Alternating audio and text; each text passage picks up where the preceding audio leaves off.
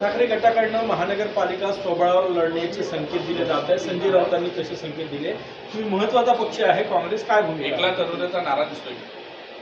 नाही, मला वाटतं की जय पराजय होत असतो, एवढं खचून जाण्याची गरज नाही. मला संजय राऊतांच्या एकूण देहबोलीतून वागण्यातून थोडासा फ्रस्ट्रेशन आल्यासारखं मला त्यांच्या बोलण्यातून दिसते आणि कदाचित ह्या निराशेपोटी त्यांनी एकला चलूचा नारा दिला असेल. ज्यांचा त्यांचा पक्ष आहे, त्यांची स्वतंत्र विचारधारा आहे, त्यामुळे त्यांनी स्वतंत्र लढायचा निर्णय घेतला असेल तर तो त्यांचा अधिकार आहे. आघाडी म्हणून आम्ही एकत्रित लढण्यासाठी तयार आहोत, परंतु संजय राऊतांच्या भूमिकेच्या संदर्भात एकदा स्पष्टता आली की मग आम्ही आमचा निर्णय घेऊ. 5 खासदार फोडा आणि केंद्रात मंत्रिपद घ्या असं प्रफुल्ल पटेलांना शरद पवार गटाचे आमदार खासदार फोडल्यानंतर ऑफर आहे, असे संजय राऊत. मला माहीत नाही, कारण संजय राऊतजी दिल्लीत आहेत, ते राज्यसभेचे सदस्य आहेत, त्यामुळे दिल्लीतल्या दिल्लीमधली सगळी माहिती त्यांच्याकडे अगदी अपडेट असते, त्यामुळे ते कदाचित त्याच्या आधारावर बोलत असावे. परंतु दिल्लीमध्ये सध्या ज्या बैठकांचा जोर वाढला आहे, ज्या बैठका होत आहेत, त्यातून कुछ तो गडबड है असं म्हणायला स्कोप आहे. बरं, काल अमित शहाने देखील शरद पवारांची भेट घेतली. शरद पवारांच्या खासदारांचा एक गट हा अजित पवारांसोबत जायला तयार आहे, तर एक गट हा भाजपसोबत जायला तयार आहे, माहिती पुढे नाही. माझ्याकडे ती काही माहिती नाही. ज्या गोष्टीची माहिती नाही, सगळ्या चर्चा या निवडणुका झाल्या की होत असतात.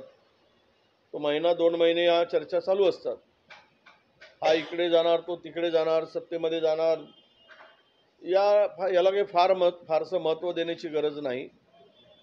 आणि मला विश्वास आहे की आत्ताच्या सगळ्या परिस्थितीमध्ये पवारसाहेब इतके वर्ष एक पुरोगामी विचाराला धरून त्यांनी संपूर्ण आयुष्य घालवलं आहे. त्यामुळे त्यांनी कुठल्या तरी वेगळ्या दिशेनं त्यांचा जाण्यासंदर्भात ते अजिबात विचार करणार नाहीत, यावर आम्हाला पूर्णतः खात्री आहे. तुम्ही आत्ताच बोलले की काहीतरी गडबड आहे, ज्या प्रकारे घटनाक्रम नाही, काही गडबडी बैठकांचा जोर म्हणजे काही फोडाफोडींचं राजकारण. नेहमीप्रमाणे भारतीय जनता पक्षाला दुसऱ्याचे घर फोडणं, दुसऱ्याचे पक्ष फोडणं याशिवाय चैनच पडत नाही. त्यांना असुरी आनंद त्यामध्येच आहे. त्यामुळे असुरी आनंदापोटी काही गडबड करण्याचा त्यांचा प्रयत्न असू शकतो. दिल्लीमध्ये अदानीच्या घरी भाजपच्या नेत्याची आणि राष्ट्रवादी शरद पवार यांच्या नेत्याची भेट झाली ही खबर आहे. आता मला काही तेवढं, मी त्यांच्या बैठका काय झाल्यात, कशासाठी झाल्यात, पवारसाहेबांची भूमिका तर स्पष्टच आहे, पूर्वीपासूनच आहे. अदानीच्या संदर्भातली भूमिका शरद पवार साहेबांनी वारंवार स्पष्ट केली आहे, त्यावर अधिक प्रश्न उपस्थित करण्याची गरज मला वाटत नाही. हिवाळी अधिवेशन आहे सोमवारपासून नागपुरात. काय वाटतं विरोधी पक्षनेते पदाबाबत काँग्रेसची भूमिका काय?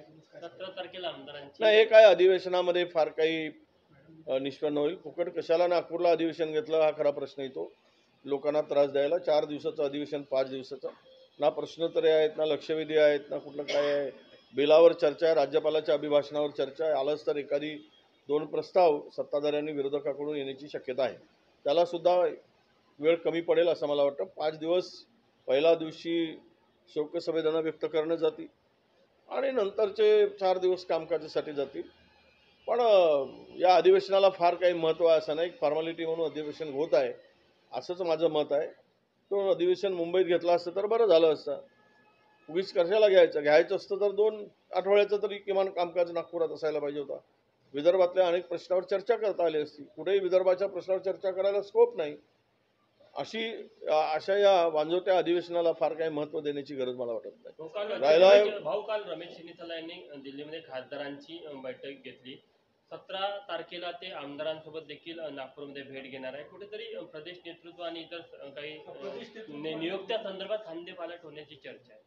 नाही, असं आहे, ज्यावेळेस आपण एखादी गोष्ट पुढे नेतो, लोकसभेच्या निवडणुका झाल्या, सर्व श्रेय लोकसभेमध्ये प्रदेशच्या कडे गेलं.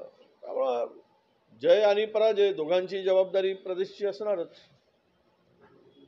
ज्यावेळेस पार्लमेंटच्या निवडणुका झाल्या तर त्याची जबाबदारी घेतली, तर असेंब्लीची सुद्धा पराजयाची जबाबदारी जबाबदार व्यक्तीवरच येईल.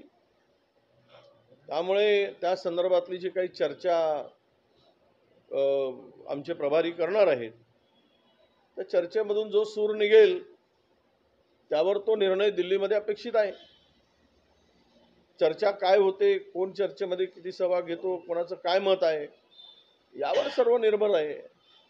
मला विचारून यातून काही फार फायदा नाही. आत्ताच्या परिस्थितीमध्ये एकूणच पक्ष राज्यामध्ये 16 आमदारांच्या भरोश्यावर उभा करणं एक कसोटी आहे आणि ती कसोटीमध्ये कोण उतरू शकतो खरा, हे नेतृत्व कोणाच्या हातात दिलं पाहिजे याची चाचपणी होणं आणि चर्चा होणं महत्त्वाचं आहे. त्याचाच एक भाग म्हणून चेन्नी तालाजी चर्चा करत आहेत असं मला वाटतं.